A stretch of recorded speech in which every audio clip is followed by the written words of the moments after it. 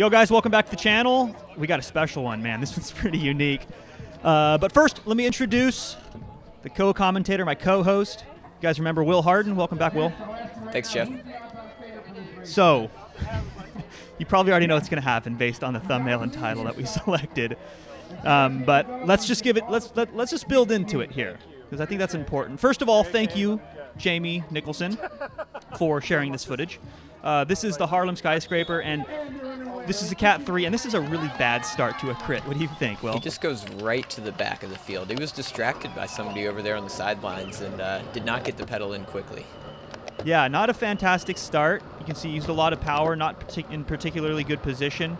Can we talk a minute about the course? It is a box. It is a four-corner crit on pretty wide roads. It looks like it's a little questionable pavement here and there, but pretty straightforward crit, huh? Yeah, the pavement is not consistent, but it's fast. You don't have to brake for any of the corners. A little bottleneck on the backstretch, which we'll see, but it is otherwise a very wide open course. And there was a little bit of wind on the course, but between these buildings, not really anything worth talking about. There's going to be some water on the course, some little interesting features like that. But otherwise, just kind of a ripping fast four-corner. Jamie, whose GoPro you're watching right now, is on the East Coast Elite, but you won't see any more jerseys because he's racing for himself, by himself, no teammates. Strikes me as a sprinter. His notes said that he's a sprinter, and his idea was here to get a top 10, but as we probably know already, it's not going to go particularly well for him. Let's fast forward a little bit as he navigates the pack and see how he does. All right, so actually we're just like a lap or two later. We're really early on in this race. We're coming through. This is that corner with the water that we talked about. A little bit strange. I think it makes people a little bit nervous, but honestly, it's a little bit inconsequential. But oh my God, there's a crash happening, and down he goes. So, Will, what do you think I want to watch that again, because I think we can break down some really interesting things. What do you say we go back and look at that in slow-mo? Yeah, let's look at it, see a little more detail in there. All right, here we are one more time, this time slow motion, and we're going to see the overlap. There it is right there. Now look at the delay. Like it takes him a good 10 meters to get on the brakes, right? Now, Will, in this situation, you have a couple decisions to make, right? Like walk us through it. You could swerve, you could brake, but Jamie chooses neither of those options, and he just runs right over. He calls for a lifeline. And he nails that guy like right in the shoulders, and unfortunately, yeah, he just doesn't get out of the way in time, goes down. But the dude's a stud. He makes his way back into the pit, and there's this funny exchange, right, between him and the official.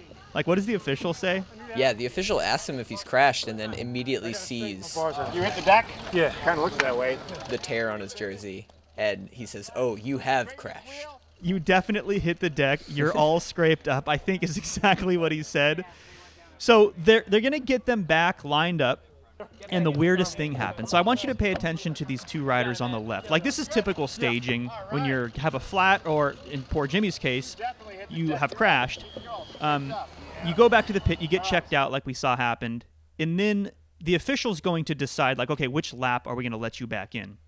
And in this case, it's the very next lap. I want to give a kudos to this guy, though, on the far left. Like, he is holding on to the left side barriers. Do you know, Will, is there a rule against this? Like, at the start of races, you have to have 1 foot in clip. That's a very clear rule in USA Cycling. But he's just hanging on to the barrier, and if the official's going to allow this, I say go for it. Will, what do you think? Yeah, you're going to be able to get in there really quickly. Oftentimes, there's not going to be a barrier available to you. You can see how he's lined up right next to another guy. So if you have the barrier available, do it. Yeah, but like, why is this so important? Getting back in fast is going to save you a lot of energy. And if you miss the clip-in, you're in trouble. And even if you do get that first clip-in, like, it's still going to take you 1 or 2 seconds, and that's a big difference. As you can see, they let Jimmy back in, and look at the time. I mean, like, first of all, what is going on? The official's like, you go in first. There was some weird confusion there. And look at, okay, so he was delayed by, what, 4 or 5 seconds, and now he's up over 1,100 watts, maybe even he peaked at 1,200 watts there. He is bike lengths off the back. He has seconds off the back here. I don't know about you, Will. This is looking like trouble. Yeah, this is going to be a lot of energy that nobody else is spending, and he's got pretty blocked up legs, I would imagine, from that crash and standing around for a while. So Dude is a gladiator. He is all banged up. He's doing sprint-like numbers. Remember, guys, this is Cat 3. Dude is like smashing. He is doing sustained 500 watts to get back on here. I don't know, man. Like, I would have some mixed emotions going on right here. On one hand, I'd be like adrenaline rushing. I just was involved in a crash. On the other hand, I'd be like pissed off at the official. Like, wait, are you letting me in or not? I don't know. There's a lot going on here, man. A lot to digest. But I guess the bottom line is Jimmy makes it back on, unbelievably onto the tail end of the group here. But I think he really punched his ticket in the process. And he kind of sat back here for a long time, to be honest. And he got a little bit twitchy. Let's fast forward. I want to show you what I'm talking about.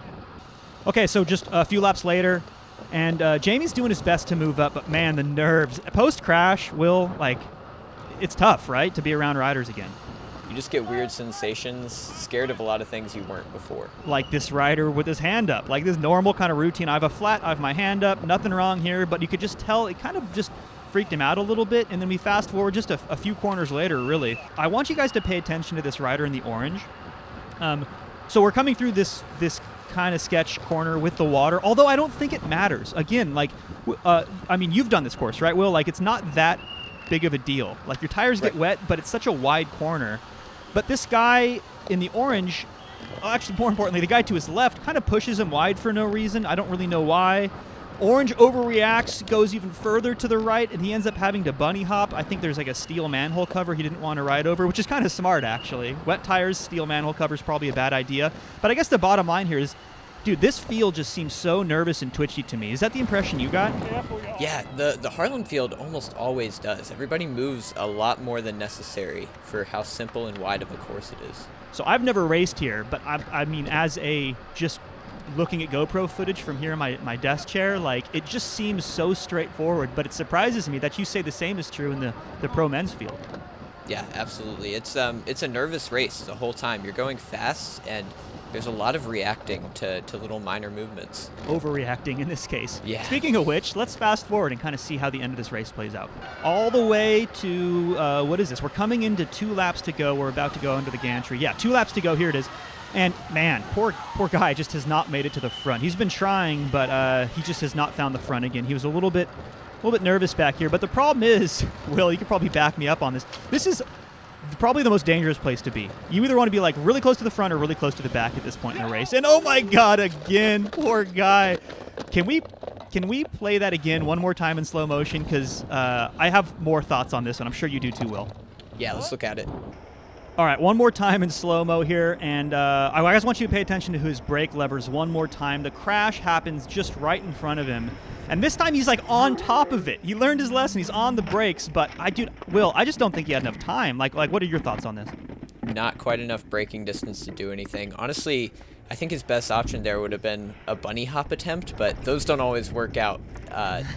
Just crashing is not your best option in any situation, but trying that bunny hop would have been his last-ditch maneuver, I think, there. Yeah, here's the thing. I thought the same thing. I wrote that same thing down, bunny hop, because I think that was really his only option. You can't turn when you're going at a high speed really nimbly.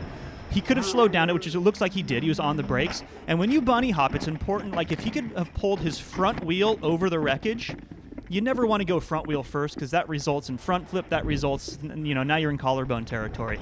Will, you know something about that, right? Yeah, I absolutely do. At a certain point, it's just really figuring out how you want to crash. And getting that front wheel off the ground will probably make it a more favorable crash scenario. Yeah, and this is just one of those really, really rare circumstances where it's like, it almost seemed unavoidable. And like you said, just try to like soften the, ease the damage a little bit. And yeah, he ran straight into it. He went down. Poor guy went down twice in one crash. After this one, he just called it quits. But man, what a stud to hang in there after the first one. And don't forget, guys, if you have race footage, I'm going to put the link on the screen right now. I'm going to also drop it down in the description. It's super easy. It's an uploader tool. If you want us to talk about it, it takes you all of about 5 minutes to fill in the information, upload your video files. Apologies for those who've been submitting footage and I haven't gotten to it, but I have Will here to help me out now. So thank you, Will, for organizing this footage, and we're going to be talking a lot more through your guys' race footage through the off season. Keep us motivated. So Will, great having you on, man. Yeah, thanks, Jeff. See you later. Later. Awesome.